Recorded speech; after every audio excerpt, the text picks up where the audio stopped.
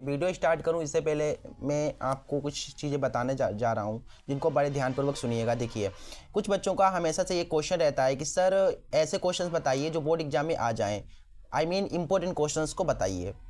तो important questions के पीछे बहुत सारे बच्चे भागते रहते हैं और अभी बोर्ड एग्जाम के कुछ भी दिन नहीं रह गए हैं, आपको पता है, मुश्किल से 1 महीना होगा, 1 महीने से भी बहुत कम दिन रह गए हैं। तो इतने दिनों में आप इम्पोर्टेंट क्वेश्चंस को करना चाहते हो, है कि नहीं? तो उससे बेहतर मैं आपको सजेशन दे सकता हूँ। आप इंपॉर्टेंट क्वेश्चंस के पीछे मत भागिए। मान लीजिए जो आपने क्वेश्चंस किए हैं और वो इंपॉर्टेंट आपको बताए गए हैं लेकिन वो नहीं आया तो क्या करोगे फिर, है कि नहीं? तो इंपॉर्टेंट क्वेश्चंस को तैयार करने से कुछ फ़ायदा नहीं है, ठीक है? मेरा सजेशन यही है। पक्का नहीं, कोई भी यार इंपॉर्टेंट क्वेश्चन का मतलब ये नहीं होता कि वही क्वेश्चन आ जाएगा बोर्ड एग्जाम में। खाली वही क्वेश्चन इंपॉर्टेंट, कोई भी टीचर, जैसे मैं टीचर वो भी हूँ, तो इंपॉर्टेंट क्वेश्चन कैसे बताऊँगा कि जो क्वेश्चन बार बार आया होगा मैं उसे इंपॉर्टेंट कह दूँगा, है कि नहीं? बट ये नहीं कह सकता कि यार 100% यही क्वेश्चन आएगा। आपको भले ये बात वैसी लग रही होगी थोड़ी, लेकिन यही बात सत्य है, ठीक है? सत्य में ऐसा कड़वा होता है। बट मैं थोड़ा एक सजेशन आपको दूंगा जो सभी से बेहतर होगा। मेरा सजेशन आपको बहुत बढ़िया लगेगा और जो 100% काम करेगा, ठीक है? देखिए, मेरा सजेशन ये है कि आप 2023 के जितने भी सेट हैं, ठीक है, उन सभी को कर डालिए। बाकी कुछ करने की ज़रूरत नहीं है। अब सेट से करने से फ़ायदा बहुत सारे हैं। जैसे कि मैं एक फ़ायदा बताता हूँ। आपने जैसे कि सेट 2023 के किए, इसमें आपने पेपर्स को किया, उसमें ऐसे क्वेश्चंस आपने पढ़े जो आपने अभी तक नहीं पढ़े, आपकी बुक में भी नहीं थे क्वेश्चन। तो आपने इस तरीके से देखा कि यार हाँ, इस टाइप से क्वेश्चन आते हैं बोर्ड एग्जाम में, और आपको ये भी पता चल जाता है कि हाँ, ये वाला ये क्वेश्चन इस सेट में था, इसके बाद इसमें भी है, इसमें भी है, मतलब ये बार बार आ रहा है, मतलब ये क्वेश्चन बार बार आते हैं। आप खुद इंपॉर्टेंट क्वेश्चन को पता कर सकते हैं, ठीक है? तो यही मैं सजेस्ट करूंगा कि प्लीज़ सेट को करिए, ठीक है? इंपॉर्टेंट सर्च करने की, इंपॉर्टेंट क्वेश्चन उसके बाद पीछे मत भागिए, ठीक है? चलिए अब स्टार्ट करते हैं। आज हम सेट 7 EV जो है 2023 का, उसके जो ऑब्जेक्टिव्स हैं उन सभी को कराने वाले हैं, ठीक है? जो क्वेश्चन आपको आता हो इसके करके आगे बढ़ जाइए, बट जो नहीं आता है उसको पूरा देखना है, ठीक है? मैं आपसे एक प्रॉमिस करना चाहता हूँ और आप मुझसे एक प्रॉमिस कीजिए कि आप पूरा वीडियो देखोगे, ठीक है? और मैं आपसे प्रॉमिस करता हूँ कि आपको सब कुछ समझ में आएगा, ठीक है? ये प्रॉमिस मेरा आपका है, इसे तोड़ना नहीं है। चलिए देखिए, सेट 7 EV है, इसके पहले ऑब्जेक्टिव को देख लेते हैं। क्या स्क्रीन पर आपको दिख जाएगा, वहाँ पर देखिए। इसका जो पहला ऑब्जेक्टिव है वो कह रहा है कि कौन सही अभाज्य संख्याओं का युग्म है। हमें नीचे कुछ ऑप्शन दिए गए, 4 ऑप्शन दिए गए हैं, इनमें से हमको बताना है कि कौन सी सही अभाज्य संख्याओं का युग्म होगा, ठीक है? पहले तो समझो सही अभाज्य संख्या क्या होती है। सही अभाज्य संख्याएं वह होती हैं जिनका HCF 1 होता है। याद रखिएगा, जिनका HCF 1 हो वे सही अभाज्य संख्याएं होंगी, ठीक है? इसमें से देखिए ऑप्शन क्या क्या दिए गए हैं। पहला नंबर क्वेश्चन है, पहले ऑप्शन को देखो। पहला जो ऑप्शन इसका है वो हमें दिया गया 18,25, ठीक है? और इसका जो बी ऑप्शन दिया गया है वो हमें दिया गया 5,15। जो सी ऑप्शन दिया गया है वो है 7,21। जो डी ऑप्शन दिया गया है वो 31,93। देखिए, अब हमें पता करना है कि कौन सा ऑप्शन सही होगा इसमें से। देखो, सबसे पहले मैं पहले वाले का HCF चेक करता हूँ कि इसका HCF 1 है कि नहीं है। अगर इसका HCF 1 हुआ तो यह एक सही अभाज्य यानी को प्राइम नंबर हो जाएगी, ठीक है? देखिए 18 है और 25 है। सबसे पहले हम 18 और 25 का क्या करेंगे, HCF निकालेंगे। सबसे पहले 18 का जो है गुणनखंड कीजिए। देखो 2 ने 18, 3 तिया 9 और 3 एकम 3। तो कहने का मतलब हमारा आ जाएगा 2 गुणा 3 गुणा 3, ठीक है? और 25 को काटेंगे तो आपको पता है क्या आएगा, 5 25 और 5 एकम 5, यानी 5 गुणा 5। अब आप यहाँ पर देखिए इसका HCF क्या आता है। यहाँ से आप इसका नहीं बना सकते, वो उसका इसका बनेगा। मतलब कुछ HCF नहीं मिल रहा है, कुछ कॉमन नहीं मिल रहा है। जब कुछ कॉमन नहीं मिलता है तो उसका HCF 1 होता है, क्योंकि आप जानते हैं इसके गुणे में भी 1 होगा और इसके गुणे में भी 1 होगा, तो इसका जो है HCF 1 हो जाएगा। तो देखा आपने कि इसका जो है HCF 1 आ रहा है, इसका मतलब ये है एक सही अभाज्य संख्या है, यानी को प्राइम नंबर है। समझ गए सही अभाज्य संख्या किस तरीके से आपको पता करना है? चलिए इसके बाद जो अगला क्वेश्चन उसको देखते हैं। देखो एक एक पॉइंट समझाऊंगा बिल्कुल डीपली, ठीक है? एक ऑब्जेक्टिव के रूप में नहीं करूंगा, ऐसे समझाऊं कि आगे इस टाइप से कोई भी क्वेश्चन आ जाए वो आपको कर लें, ठीक है? देखिए इसका जो दूसरा क्वेश्चन है वो कह रहा है कि 144 के अभाज्य गुणनखंड में अभाज्य गुणनखंड की घातों का योग क्या होगा।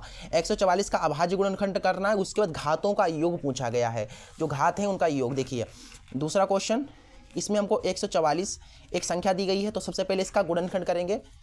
144 देखो ये हो जाएगा 2 7 14, 2 दूना 4, 2 3 6 और 2 छंग 12, 2 एकम 2 2 8 16, 2 ने 18, 3 3 9 और 3 एकम 3। तो देखो 2 कितनी बार आया, 1 2 3 4, जितनी बार आए उतनी घात चढ़ा दो। 4 बार आया 4 चढ़ा दो। देखो 3 कितनी बार आया, 1 2, 2 बार आया तो 2 घात चढ़ा दो, बस ये अभाज्य गुणनखंड का रूप हो जाएगा। समझ गए? चलिए इसके बाद देखिए, हाँ एक बार हो, हाँ यहाँ पर पूछा गया घातों का योग, पूछा गया घातों का योग। ठीक है, चलिए घातों का योग, घातों का योग। देखो घात हमारी इसकी 4 है और इसकी घात 2 है, तो इनका योग जोड़ दो। योग करने का मतलब होता है जोड़ना। 4 और 2 कितना हो जाएगा, 6। तो घातों का योग कितना हो गया, 6 हो गया। चलिए इसका ऑप्शन बी सही होगा। अगला क्वेश्चन देखिए, तीसरा है, यम के किस मान के लिए समीकरण युग्म x - 2y = 3 और तथा 3x + my = 1 का एक अद्वितीय हल है। दो रेखीय समीकरण दी गई हैं, m का मान निकालना है और अद्वितीय हल बताया गया है। देखिए इस टाइप से क्वेश्चन बहुत सारे पूछे जाते हैं। इसमें क्या है कि हमको दो रेखीय समीकरण दी गई हैं। ठीक है, ये मान लीजिए पहली समीकरण है और एक दूसरी समीकरण हमको दी गई है 3x + my = 1। ये सेकंड समीकरण हमको दी गई है। हमको बताया गया कि का इन दोनों का क्या है, एक अद्वितीय हल है, एक अद्वितीय हल है। ठीक है, अद्वितीय हल है। अच्छा अद्वितीय हल है तो हमको m जो है ना, ये हमको बताना है। देखो बहुत ही आसान है। इस तरीके से जब आपको दो रेखाएं दी जाएं, दो रेखाएं दी जाए और आपको अद्वितीय हल बताया जाए, या कोई भी हल बता सकता है कि अपरिमित रूप से अनेक हल हैं, कोई हल नहीं है, और आपसे कोई एक नंबर गायब कर देगा, जैसे m के कुछ भी गायब से कर सकता है, वो पूछेगा। तो देखो अद्वितीय हल की कंडीशन क्या होती है उसको समझो। अद्वितीय हल की कंडीशन होती है a1/a2 not is equal to b1/b2। जब आपने तीसरा चैप्टर पढ़ा होगा ना अपनी मैथ का, उसमें आपने पढ़ा होगा। देखो इसमें a1 b1 से a कहाँ से मिलेंगे, देखो इसके गुणा में कुछ नहीं तो बन, देखो यहाँ से a1 b1 c1, ये a2 b2 और ये c2। समझ गए? देखिए a1 कितना है, 1 है, a2 कितना है, 3 है। x नहीं लिखना है, ठीक है, नंबर आपको जो लिखना है। यहाँ पर देखिए माइनस का 2 है और m है सिर्फ। ठीक है, अब देखो यहाँ से m की गुणा हो जाएगी तो m आएगा नॉट इज इक्वल टू 3 दूना 6, यानी कि हमारा m का मान आएगा नॉट इज इक्वल टू -6। समझ गए? चलिए देखिए इसका जो आंसर आएगा वो m not is equal to -6। अगर पसंद आ रहा हो, आपको सब कुछ समझ में आ रहा हो तो लाइक कर दो। ठीक है, दबा कर लाइक करो। देखिए इसका जो चौथा क्वेश्चन है वो देखते हैं क्या है। हमको दो रेखाएं दी गई हैं, ठीक है, हमको का हल करना है। चलिए बहुत ही आसान है। चौथा क्वेश्चन, हमको दो रेखाएं दी गई हैं। एक पहली रेखा है 2x + 3y = 18, ये एक रेखीय समीकरण दी गई है। ठीक है, पहली मान लो इसको समीकरण, और दूसरी हमको दी गई है x - 2y = 2, ये हमें सेकंड समीकरण दी गई है। चलिए देखिए सबसे पहले हम इसको विलोपन विधि से हल कर देंगे। विलोपन विधि, आपको विलोपन विधि याद है कि नहीं याद है? पहले x को बराबर करो। देखो यहाँ पर 2x है, यहाँ पर नहीं है, तो इसको हमको इसमें 2 करना पड़ेगा, तभी जाकर के कटेगा। तो समीकरण सेकंड में तो क्या करो, 2 से गुणा कर दो। तो 2 से गुणा कराओगे हो जाएगा 2x - 2 दूना 4y = 2 दूना 4, ये मान लो थर्ड। ठीक है, अब देखिए थर्ड और फर्स्ट में 2x हो गया, यानी कि घटा करके हम मान निकाल सकते हैं x y का। तो समीकरण फर्स्ट से थर्ड को घटा दो। विलोपन विधि आनी चाहिए आपको। ठीक है, ये हमारे पास देखिए फर्स्ट क्या है, ये है, और सेकंड नहीं थर्ड है, सॉरी थर्ड ये वाली ना, ये क्या हम कर रहे हैं, घटा रहे हैं। अच्छा घटाने पर चिन्ह जो है चेंज हो जाते हैं। ये प्लस का है तो माइनस का, माइनस है प्लस तो प्लस है माइनस। ठीक है, ये चीज़ कट जाएगी। और यहाँ से देखेंगे अगर आप इसको, देखो यहाँ पर बता रहा हूँ मैं आपको इसको, यहाँ से देखिए 4 और 3 कितना हो जाएगा, 7y, और प्लस माइनस माइनस हो जाएगा, 18 से 4 जाएगा, 14 बचेगा, और y बराबर आ जाएगा 14/7, यानी 7 दूना 14। ठीक है, तो y बराबर हमारे पास आ जाएगा 2। y का मान 2 आ गया। अब y का मान समीकरण फर्स्ट सेकंड थर्ड किसी में भी रख सकते हो, तो यहाँ पर मैं फर्स्ट में रख रहा हूँ। तो समीकरण फर्स्ट में y बराबर 2 रखने पर, ठीक है, 2x + 3y = 18 है। तो देखिए यहाँ पर रख दीजिए, हमको y का भी मिल जाएगा मान, सॉरी x का मान मिल जाएगा। तो देखो 2x + 3, y की जगह पर 2 रख दो, ये हो जाएगा 2x + 3 दूना 6 = 18, यानी कि 2x = 18, प्लस का 6 इधर आएगा, माइनस का हो जाएगा। तो 2x = 6 7 8 12, और 2 छंग 12, यानी कि x का मान 6 आ जाएगा। x का मान 6 आया, y का मान 2 आया। ठीक है, तो x = 6 और y = 2 सही होगा। देखिए इसका ऑप्शन ए सही है, x = 6 और y = 2। ठीक है, ये तो आप कर ही लोगे, बहुत ही आसान था। इसके बाद देखिए पांचवा है, कह रहा है कि के किस मान के लिए एक रैखिक समीकरण युग्म दो रैखिक समीकरण दी गई हैं और अनेक हल बताए गए हैं। जो जैसे मैंने पीछे कराया था ना, बिल्कुल डिक्टू वैसे ही होना है ये वाला क्वेश्चन, ठीक है। देखिए 5वां क्वेश्चन है, इसमें हमको दो रैखिक समीकरण दी गई हैं। पहली जो दी गई है वो है x प्लस के वाई बराबर 1, ठीक है, ये पहली है।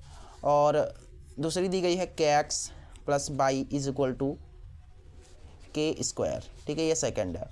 हमसे बोला गया है का एक का अनेक हल है, ठीक है, क्या है, अनेक हल हैं, अनेक हल हैं।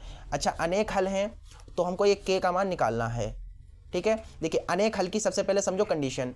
अनेक हल होने की कंडीशन होती है कि सब कुछ बराबर होता है, कि a1 बटा a2 बराबर होगा b1 बटा b2 बराबर होगा c1 बटा c2, मतलब कोई भी तीनों में से किसी को भी ले सकते हो। देखो यहाँ से a1 आपको पता है 1 है, a2 k है, और ये k और ये 1 और ये 1 और ये k स्क्वायर, ठीक है। आप देखो ये सभी बराबर हैं तो आप इनको ले लो या इसको ले लो या इनको ले लो, मतलब किन्हीं दो को भी ले सकते हो बराबर, तभी आपका निकलेगा। देखो इसको ये वाला ना है, ये वाला है, इसको हम इसके बराबर ले रहे हैं, ठीक है। देखिए आप ऐसा भी कर सकते हैं कि इसको इसके बराबर भी ले सकते हैं, आंसर बिल्कुल सेम ही आना है। के की कैसे गुणा कराएंगे तो के स्क्वायर आ जाएगा, एक की एक से होगी एक आएगा, और के बराबर आ जाएगा तो अंडर रूट से जब बाहर निकलती है कोई संख्या तो प्लस माइनस में आती है, और ये 1 का वर्ग होगा 1, ठीक है। तो प्लस माइनस 1 के बराबर आ जाएगा हमारा, ठीक है। तो देखो क्या होगा, प्लस माइनस 1। इसके बाद देखिए अगला क्वेश्चन छठा है, कह रहा है कि यदि 1/x² - 2 बराबर 1/7 हो तो x का मान क्या होगा। देखिए ये क्वेश्चन तो यहीं पर हो जाएगा, छठा क्वेश्चन है। देखो यहाँ पर हमको दिया गया है 1/x² - 2 बराबर 1/7। हमसे बोला गया है ये x का मान यहाँ पर क्या होगा। देखो सबसे पहले इसकी यहाँ पर गुणा कराएंगे आप, ठीक है, यहाँ पर इसकी करा देंगे तो 1 से होगी गुणा तो 1 ही आएगा, और 7 की 1 से कराएंगे 7 ही आएगा, और ये हो जाएगा x² बराबर 7 माइनस का 2 इधर क्या प्लस का हो गया, तो x² बराबर 7 8 9, और x बराबर देखो स्क्वायर हटाने तो रूट लग जाएगा, तो प्लस माइनस में 3 आ जाएगा, क्योंकि हमको पता है अंडर रूट से बाहर निकलेगा तो प्लस माइनस में आएगा, और 9 का वर्गमूल 3 आता है, ठीक है। चलिए देखिए इसके बाद जो है अगला क्वेश्चन देख लेते हैं क्या है। इसका जो अगला क्वेश्चन है वो कह रहा है कि बहुत बढ़िया क्वेश्चन है, 7वां है, कि व्यास AB के एक वृत्त का केंद्र 2, है। एक वृत्त है जिसका व्यास AB है और उसका केंद्र 2, है, तथा B के निर्देशांक 1, है, तो A का निर्देशांक क्या होगा। अरे वाह, बहुत ज़्यादा बढ़िया क्वेश्चन। हम इसे अपने तरफ से इंपॉर्टेंट घोषित करते हैं, ठीक है, इसे बिल्कुल मिस नहीं करना है। अगर आपको आता है देन इसकी प्लीज़, अगर नहीं आता तो प्लीज़ वॉच कर लेना, ठीक है। एक यहाँ पर क्या है, वृत्त है, ठीक है, इसका यहाँ पर क्या है, केंद्र होगा, ठीक है, और केंद्र से यहाँ पर से जो व्यास होता है AB मान लीजिए व्यास है, ठीक है, AB व्यास है, केंद्र है, केंद्र कितना दिया गया है हमें दिया गया 2, हमको B, ये B है ना, B के निर्देशांक भी हमको दिए गए हैं 1, ठीक है। A के निर्देशांक बोले गए तो मान लेता हूँ मैं A के निर्देशांक x1, y1 है, ठीक है, ये हमने मान लिया अपनी तरफ से। देखिए अब कैसे निकलता है, x1 y1 मान लो इसे x2, इसे मान लो y2, ये बीच में देखिए क्या है, इसे मान लो O, ठीक है। तो कहने का मतलब यह है कि यहाँ से यहाँ तक की दूरी बराबर होगी यहाँ से यहाँ तक की दूरी, क्योंकि आपको पता है ये वाली त्रिज्या है और ये वाली भी त्रिज्या है, और त्रिज्या तो बराबर होगी क्योंकि एक ही वृत्त है। और आप यहाँ से देखेंगे कि जो ये वाला है ना बिंदु, केंद्र जो है, केंद्र A और B का क्या है, मध्य बिंदु है, तो मध्य बिंदु निकालने का फॉर्मूला क्या होगा, यानी कि x होगा और फिर ये y होगा।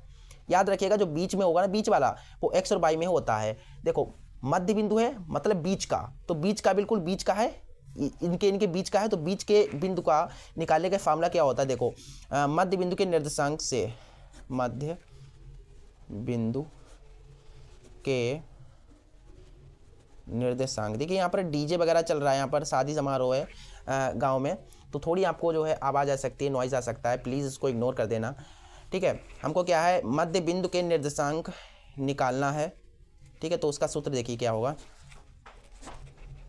देखिए कैसे निकालते हैं। देखो सबसे पहले तो आपको पता है x बराबर एक होता है, x बराबर x1 + x2 बटा 2, और y बराबर, देखो y बराबर होता है ये यहाँ पर 2 होगा, ठीक है, और y बराबर होता है y1 + y2 बटा 2।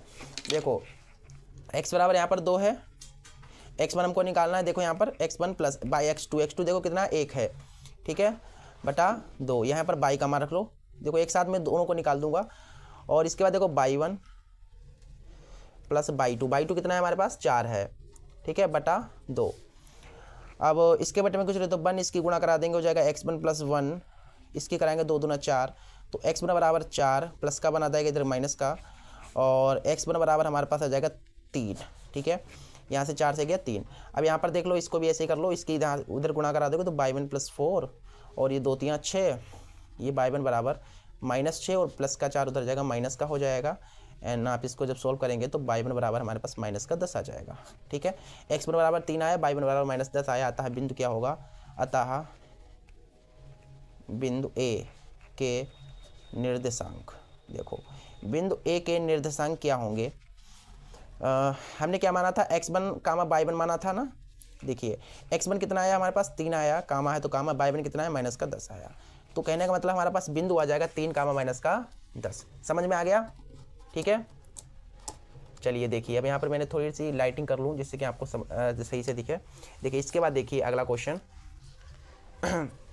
इसका नेक्स्ट क्वेश्चन बहुत ही बढ़िया क्वेश्चन है। कह रहा है कि 8वां question 3x² minus 12x plus के बराबर 0 के मूल बराबर हैं, तो के का मान ज्ञात कीजिए। देखिए मूल बराबर हैं, बहुत बढ़िया है। मूल बराबर वाला क्वेश्चन आता है कि मूल बराबर आपको एक द्विघात समीकरण दी जाती है, फिर कहता था मूल बराबर है और उसका जो है एक के वगैरह मान निकालने के लिए कहता है। 8वां क्वेश्चन है, देखो यहाँ पर हमको द्विघात समीकरण दी गई है 3x² माइनस 12x प्लस के इज इक्वल टू 0। हमको बोला गया कि मूल जो हैं कैसे हैं, बराबर हैं, ठीक है, बराबर हैं, ठीक है।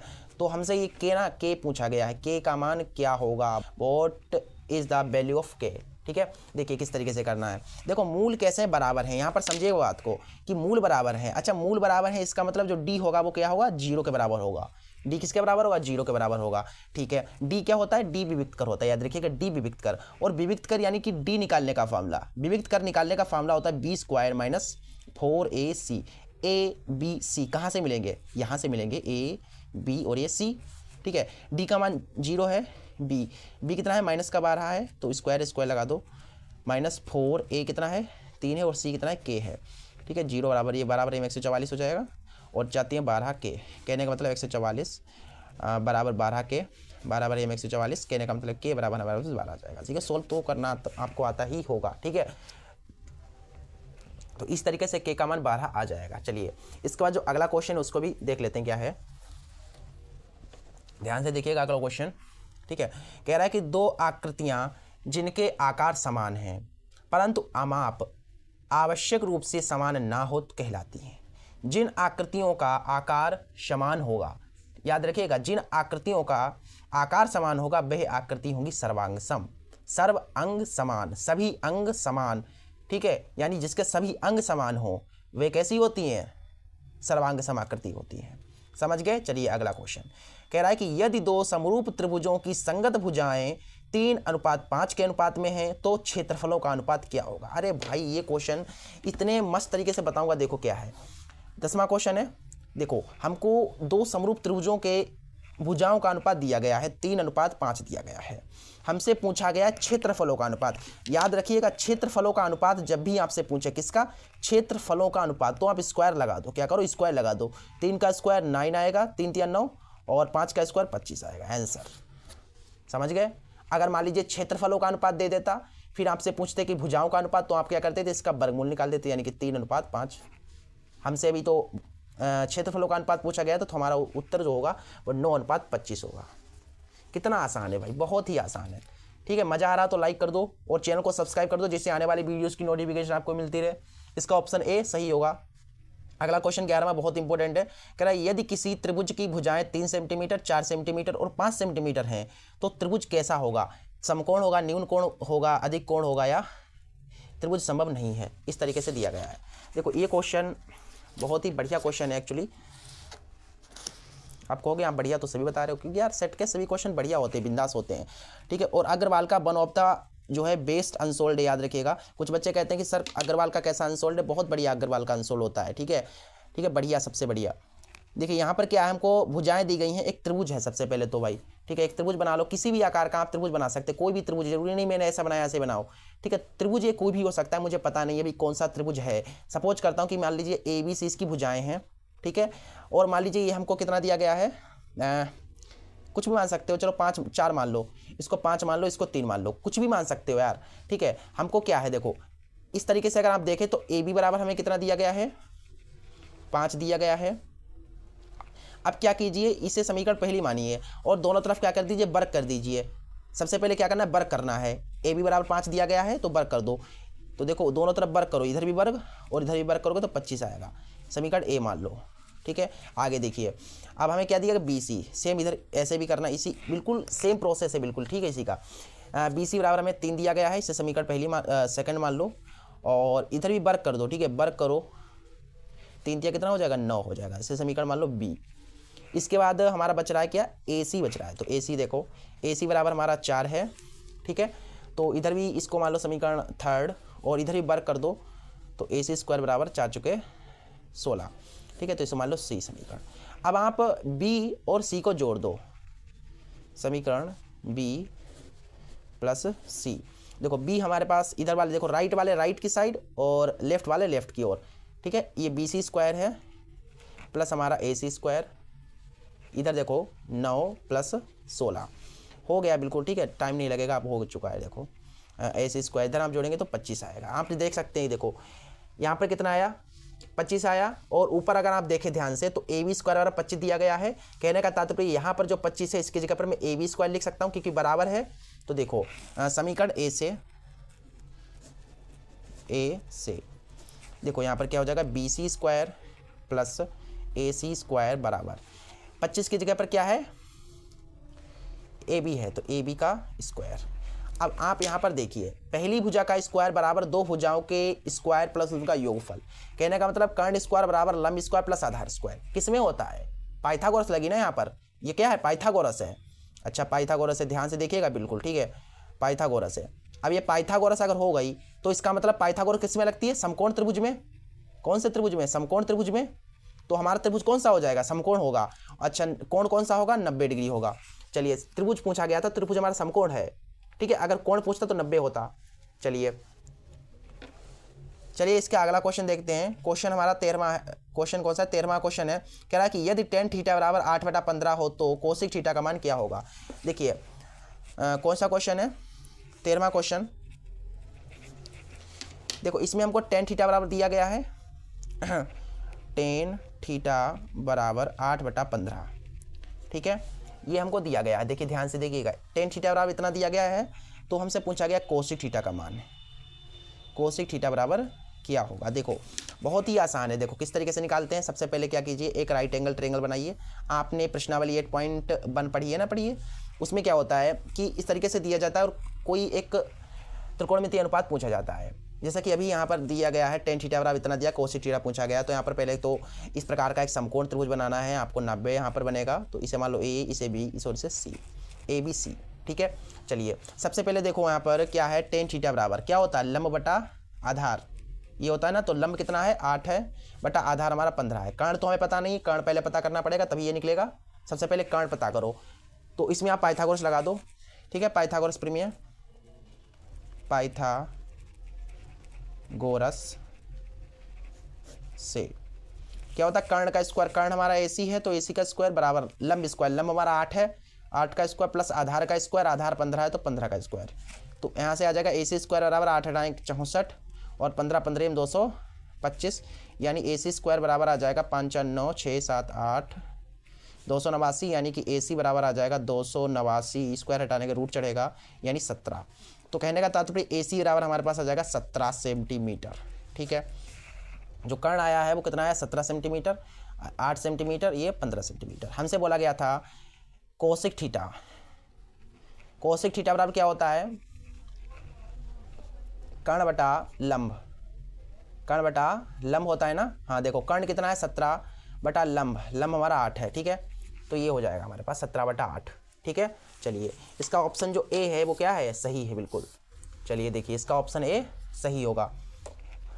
अगला देखिए क्वेश्चन, बहुत बढ़िया क्वेश्चन आ रहा है। देखिए 14 क्वेश्चन है। कह रहा है कि यदि 2 cos 3 theta is equal to 1 तो थीटा का मान क्या होगा। चलिए क्वेश्चन बहुत बढ़िया क्वेश्चन है, ठीक है।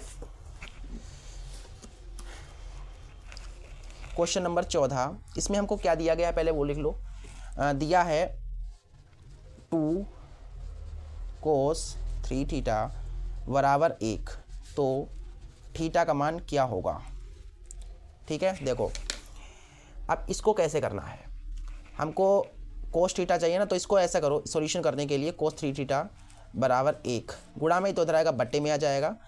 थीटा हमको चाहिए तो 3 थीटा को यहीं पर रोके, कोस को इधर भेजेंगे, देखो कोस को इधर भेजेंगे तो इन्वर्स में पहुंच जाएगा, इन्वर्स में 1/2 है। ठीक है, ठीक है, और ये जो आएगा 3 थीटा बराबर कोस में 1/2 कितने डिग्री का मान होता है, 60 डिग्री का। आपको पता है कोस 60 का मान 1/2 होता है, तो इसकी जगह पर मैं ये लिख सकता हूँ, और ये 3 दूना 6 यानी 20। तो कहने का मतलब ये है कि हमारा जो थीटा आया है वो आया है 20 डिग्री। ठीक है, इस तरीके से क्वेश्चन करना था, 20 डिग्री आ गया। चलिए, तो इसका ऑप्शन हमारा सी सही हो जाएगा। अगला क्वेश्चन देखिए, 2 वृत्तों की परिधियों में 3:2 का अनुपात है, तो उनके क्षेत्रफलों का अनुपात क्या होगा। ठीक है, चलिए क्वेश्चन नंबर 15वां है। यहाँ पर हमको वृत्तों की परिधियों, देखो 2 वृत्त हैं, उनकी परिधियों का अनुपात, यानी पहले वृत्त की परिधि का अनुपात, पहले वृत्त की परिधि और दूसरे वृत्त की परिधि का अनुपात, वृत्त की परिधि का अनुपात। देखो पहले वृत्त की परिधि, आपको परिधि का पता है ना, वृत्त की परिधि कितनी होती है, 2πr होती है। पहला वृत्त है तो r1 मान लो, क्योंकि डिफरेंस करना है ना कुछ तो करना पड़ेगा।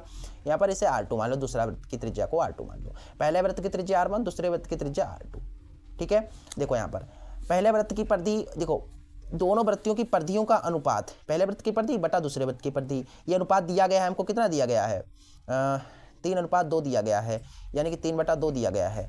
तो 2π से 2π कट जाएगा, यानी कि r1/r2 बराबर हमारा इतना है। ठीक है, तब हमसे बोला गया क्षेत्रफलों का अनुपात, यानी पहले वृत्त का क्षेत्रफल और दूसरे वृत्त के क्षेत्रफल का अनुपात कितना होगा। तो देखो पहले वृत्त का क्षेत्रफल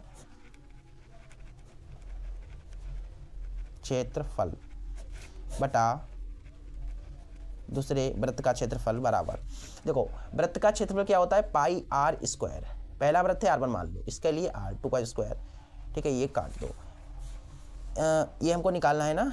देखो r1/r2, यहाँ पर आप ध्यान से देखिए, इसके ऊपर भी स्क्वायर है और इसके ऊपर भी स्क्वायर है, तो आप होल लगा सकते हैं, पूरा लगा सकते हैं कि टोटल r1/r2 हमारा कितना है, देखो 3/2 है, और स्क्वायर है, स्क्वायर कर दो तो कितना हो जाएगा, देखो 3 × 9 बटा 2 दूना 4, यानी कि हम कह सकते हैं कि 9 ये अनुपात और ये 4। ठीक है, कितना है, 9:4 आया।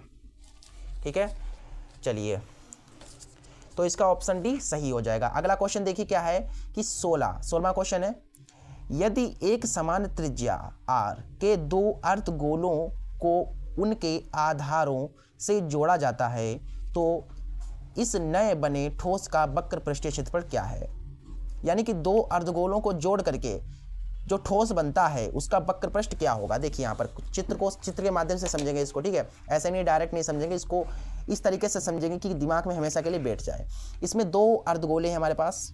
ठीक है, एक पहला अर्धगोला है, इसकी त्रिज्या क्या है, r है, और इसको, और एक दूसरा है। ठीक है, इसकी त्रिज्या भी r ही है, मतलब त्रिज्या एक जैसी है। इनको जोड़ करके, ठीक है, इन्हें क्या किया जाए, जोड़ा जाता है और एक ठोस बनाया जाता है। अच्छा बताइए, ये वाला एक 2 आपके पास कटोरी है, उनको आपस में जोड़ दो, क्या बनेगा, गोला बनेगा ना, और इसकी भी त्रिज्या r ही होगी, त्रिज्या तो एक जैसी होगी। कहने का मतलब ये ठोस क्या है हमारा, गोला है। क्या है, गोला है। तो गोले का हमको पृष्ठीय क्षेत्रफल पूछा गया है। क्या पूछा गया, गोले का पृष्ठीय क्षेत्रफल। देखिए वहां पर आपको दिखेगा ठोस का वक्र पृष्ठीय क्षेत्रफल। इन्होंने डायरेक्ट नहीं कहा कि गोले का पृष्ठीय क्षेत्रफल निकालो, ऐसा कहते तो आप लिख देते कि यह 4πr² होगा, कि गोले का वक्र पृष्ठीय क्षेत्रफल 4πr² होता है। ऐसे नहीं कहा, इन्होंने घुमा करके कहा भैया 2 अर्धगोले हैं, उनको जोड़ करके एक ठोस बनाया जाता है, तो और उसका हमको क्या करना है, पृष्ठीय क्षेत्रफल निकालना है। ठीक है, चलिए तो आप याद रखिएगा कि गोले का पृष्ठीय क्षेत्रफल होता है 4πr²। ठीक है, चलिए देखिए इसके जो अगला क्वेश्चन है उसे पढ़ लेते हैं। क्वेश्चन 17वां है, कह रहा है कि निम्नलिखित में से कौन केंद्रीय प्रवृत्ति की माप नहीं है।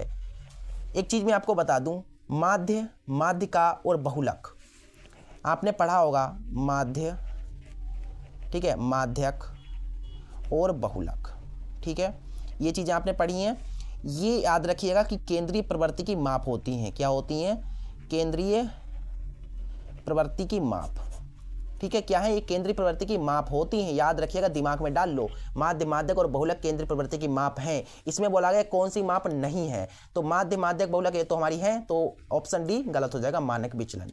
अगला 18वां क्वेश्चन है, 1 से 9 तक की प्राकृतिक संख्याओं का समांतर माध्य क्या होगा? 1 से 9 तक की प्राकृतिक संख्याएं बताइए। 1 से 9 तक प्राकृतिक संख्या कौन सी होंगी और उसका समांतर माध्य? बहुत ही आसान सा क्वेश्चन है। 18वां क्वेश्चन है, देखो 1 से 9 तक बोला गया है, 9 तक प्राकृत संख्याएं। ठीक है बेटा, यहाँ पर देखना है आपको, हमको निकालना है माध्य। सबसे पहले देखो 1 से 9 तक प्राकृत संख्या लिख लो पहले। 1 2 3 4 5 6 7 8 और 9, यही होती है ना प्राकृतिक संख्या। 1 से 9 तक हमने लिख दी। अब इसके बाद हमसे पूछा गया माध्य। क्या पूछा गया? माध्य। देखो माध्य कैसे निकलेगा, इसलिए माध्य निकालने का फॉर्मूला होता है आंकड़ों का योग बटा आंकड़ों की संख्या। ठीक है, आंकड़ों का योग बटा आंकड़ों की संख्या ठीक है। देखो माध्य आ जाएगा हमारे पास आंकड़ों का योग, ये आंकड़े हैं, ठीक है, आंकड़े हैं, इनका योग यानी जोड़ कर दो कि 1 + 2 + 3 + 4 + 5, ऐसे जोड़ दो इनको, +10 बटा आंकड़ों की संख्या। कितने आंकड़े हैं हमारे? और 10 क्यों जोड़ रहा हूँ, 10 तो है ही नहीं। हाँ, आंकड़े हमारे 9 हैं। ठीक है, देखो इन्हें जोड़ो अब। 2 और 1 3 3 3 6 6 4 10 10 5 15 15 6 21 21 7 28 28 8 36 और 9 45 बटा 9, यानी 9 × 5 = 45। तो हमारे पास जो माध्य आएगा वो आएगा 5। क्या आया? 5 आया। ठीक है, इसका मतलब हमारा जो ऑप्शन ए है 5 वो सही होगा। चलिए अगला क्वेश्चन देखते हैं। अगला क्वेश्चन है, कह रहा है कि 19वां क्वेश्चन, यदि किसी बारंबारता बंटन की माध्यिका 16 है, माध्य 15 है, तो बहुलक क्या होगा? अरे बहुत आसान है। देखो हमको क्या दिया गया है, 19वां क्वेश्चन, इसमें पहले लिख लो दिया है, इसमें हमको माध्य दिया गया है, माध्य हमको दिया गया है 15। ठीक है, और माध्यिका या माध्यक हमको दिया गया है 16। हमसे पूछा गया बहुलक, तो बहुलक बराबर क्या होगा? देखिए जब भी आपको माध्य, माध्यिका और बहुलक में से 2 चीज़ें दी जाएं और तीसरी चीज़ पूछी जाए तो फार्मूला तुरंत ही लगा देना कि बहुलक बराबर 3 माध्यक -2 माध्य। फार्मूला देख लो भाई, ये माध्य, माध्यक और बहुलक के बीच संबंध होता है। कभी कभार ऐसा पूछता है कि माध्य, माध्यक और बहुलक के बीच संबंध क्या होगा, तो याद रखिए कि बहुलक बराबर 3 माध्यक -2 माध्य होता है। ठीक है, इसमें देखिए बहुलक निकल जाएगा हमारा, बहुलक बराबर देखो 3 माध्यक, माध्यक कितना है हमारा 16, माध्य कितना है 15, 16 × 3 = 48, 15 × 2 = 30, तो हमारे पास आ जाएगा 18। ठीक है, तो हमारा जो बहुलक होगा वो 18 होगा। चलिए इसका जो ऑप्शन बी है 18 वो सही है। अगला क्वेश्चन देखिए, 20वां क्वेश्चन लास्ट है, कह रहा है कि प्रथम 10 प्राकृतिक संख्याओं की माध्यिका होगी। बहुत ज़्यादा इंपॉर्टेंट क्वेश्चन, इस टाइप से क्वेश्चन जो है क्लास 8 का वैसे तो है और आपको आना चाहिए। ठीक है, ये वाला आना चाहिए क्वेश्चन कि माध्य, माध्यक, बहुलक निकालना हर एक बच्चे को आना चाहिए। देखिए 10 से 15 नंबर में ना माध्य, माध्यक और बहुलक यानी कि सांख्यिकी से 10 से 15 नंबर में क्वेश्चन पूछे जाते हैं। ठीक है, आपको मैं चैप्टर्स बता देता हूं जो आपको तैयार कर लेने हैं। अगर आप बहुत ज़्यादा वीक है ना मैथ में तब बता रहा हूं। आप चैप्टर जो 1 है, ठीक है, चैप्टर 1 और चैप्टर जो आपका 3 है और चैप्टर आप कवर कर लीजिएगा 6 और 8वां और 9वां। ठीक है, 8वां अगर आप चाहें, वैसे तो बहुत आते हैं लेकिन ये कठिन थोड़ा चैप्टर है, अगर आप ना कर पाएँ तो इसे स्किप करके 9वां जरूर कर लेना। 9वें से 10 नंबर में क्वेश्चन आते हैं। और एक बहुत इंपॉर्टेंट चैप्टर है सांख्यिकी। सांख्यिकी जो है 13 या 14 चैप्टर है शायद। सांख्यिकी जो है हमको, सांख्यिकी बहुत ज़्यादा इंपॉर्टेंट है और इसमें क्या होता है ना 10 से 15 नंबर के क्वेश्चन आते हैं। मैंने जैसे कि अभी बताया कि सांख्यिकी कंप्लीट कर लीजिएगा। ठीक है, प्रायिकता एक छोटा सा बिल्कुल नमूना सा चैप्टर है, उससे कर लो। सांख्यिकी वो प्रायिकता तो बहुत ही आसान चैप्टर है, पढ़ के देखना, अगर पढ़ा अभी तक नहीं है, अभी तो पढ़ ही लिया होगा आप लोगों ने, ठीक है, तो उसे भी देख लेना, ठीक है, बहुत बढ़िया इंपॉर्टेंट चैप्टर है और बहुत आसान है, ठीक है, बहुत ही ज़्यादा आसान है। 12वां चैप्टर जो का वृत्तों से संबंधित क्षेत्रफल है, बहुत इंपॉर्टेंट है, उसमें दीर्घ त्रिज्यखंड, लघु त्रिज्यखंड और त्रिज्यखंड का क्षेत्रफल, त्रिज्यखंड का परिमाप व्यास, मतलब ये चीज़ें पढ़नी पड़ती हैं, उससे भी क्वेश्चन पूछे जाते हैं, ठीक है। चलिए, हाँ, क्वेश्चन तो मैंने किया ही नहीं, क्वेश्चन देख लो। क्वेश्चन क्या है, हमको प्रथम 10 प्राकृतिक संख्याओं की माध्यिका ज्ञात करनी है। अच्छा, पहली 10 प्राकृतिक संख्याएं कौन सी होंगी? 1, 2, 3, 4, 5, 6, 7, 8, 9 और 10। ये क्या है हमारी? ये हमारी प्राकृतिक संख्याएं हैं। प्रथम 10, पहली 10 प्राकृतिक संख्याएं आपके सामने हैं, देख लीजिए, ठीक है। हमको इनकी माध्यिका निकालनी है। अच्छा, माध्यिका या बोलो तो माध्यक, ठीक है, तो हमको माध्यक ज्ञात करना है। अब यहाँ पर सबसे पहले आप क्या करेंगे? सबसे पहले इनको गिनेंगे। अगर माध्यक निकालना है, माध्य तो निकाल लेते हैं आंकड़ों का योग बटा आंकड़ों की संख्या, लेकिन माध्यक कैसे निकालते हैं? माध्यक निकालने के लिए सबसे पहले आंकड़ों को गिनो। कितने आंकड़े? 10 आंकड़े हैं। अच्छा, आंकड़ों की संख्या n, आंकड़ों की संख्या n बराबर कितना है? 10 है। और 10 क्या है? 10 एक सम संख्या है। क्या है? सम संख्या, ठीक है, के लिए। अच्छा, 10 क्या है? एक सम संख्या है। अब सम संख्या है तो फार्मूला देखो क्या लगेगा माध्यक निकालने का। माध्यक बराबर हो जाएगा n/2 वापद प्लस n/2 + 1 वापद बटा 2। ये कब लगता है? जब आंकड़ों की संख्या सम होती है तब, ठीक है। देखो, अब माध्यक आ जाएगा। देखो, n हमारा 10 है, 10 आंकड़े हैं, वापद प्लस यहाँ पर भी रख दो 10/2 + 1 वापद बटा 2। देखो, ये हो जाएगा 2 पंचे 10, यानी कि 5वां पद, 2 पंचे 10 और 5 और 1 6, 6वां पद बटा 2। 5वां पद 5 होगा। देखिए यहाँ पर 1 2 3 4 5, 5वां पद कितना है? 5 है। और 6वां पद 6 है, 6वें नंबर पर 6 आ रहा है। 5 और 6 11 और भाग देंगे 5.5 आ जाएगा, ठीक है। तो माध्यक हमारा आएगा कितना? 5.5। अगर मान लीजिए यहाँ पर क्या होता कि n जो है एक विषम नंबर आता, जैसे कि ओड नंबर आ जाता, यहाँ पर 11 13, मतलब कोई एक ओड यानी विषम नंबर आता, तब आपको फार्मूला क्या लगाना था माध्यक निकालने के लिए? तब जब n विषम आए तो माध्यक बराबर फार्मूला होगा। देखिए, माध्यक बराबर हो जाएगा n + 1/2 वापद, ठीक है। आई होप कि आपको समझ में आ गया होगा। मैं उससे रिलेटेड जो क्वेश्चन आप बन सकते हैं उस और किस तरीके से बन सकते हैं वो भी बताने का प्रयास कर रहा हूँ। आपके लिए इतनी मेहनत कर रहा हूँ और आप एक लाइक नहीं करते हो, एक लाइक जरूर कर दिया करो, जिससे मोटिवेशन अंदर से मिलता है और एक प्रेजेंटेशन की तरह काम करता है कि आप प्रेजेंट लगा दिया करो। एक उसको प्रेजेंट की तरफ से आप समझ लीजिए कि यार एक प्रेजेंटेशन है और इसके मुझे भरना है, तो लाइक कर दो प्रेजेंटेशन के हिसाब से अपना। और इसके बाद के जो विस्तृत उत्तरीय क्वेश्चन है आप कमेंट कीजिए करवाने कि नहीं करवाने हैं, ठीक है। कमेंट कीजिए अगर आपको इसकी आवश्यकता हो और आप करवाना चाहते तो कमेंट जरूर कर दीजिएगा, ठीक है। चलिए, और उसके बाद जो मुझे इंपॉर्टेंट लगेंगे उसके सेट में डालता रहूँगा और आपको वीडियो कंटिन्यू देखनी है बोर्ड एग्जाम से पहले तक, ठीक है। सब कुछ पढ़ाऊँगा और जो इंपॉर्टेंट क्वेश्चन बताऊँगा, जो चीज़ मैं सेट कराऊंगा, जितने भी मैंने सेट बताए हैं आपको वो कंप्लीट कर लेने हैं। बोर्ड एग्जाम में एक भी मैथ में नंबर नहीं छूटेगा, ये मैं गारंटी से कह सकता हूँ। सेट को करना one of the most important thing है एग्जाम से पहले। मैंने किया था, बढ़िया स्कोर किया। जिन बच्चों को मैंने बताया उन्होंने बहुत बढ़िया स्कोर किया है और मैं सबको यही सजेस्ट करता हूँ, ठीक है। मिलते हैं अगले वीडियो में, तब तक के लिए नमस्ते।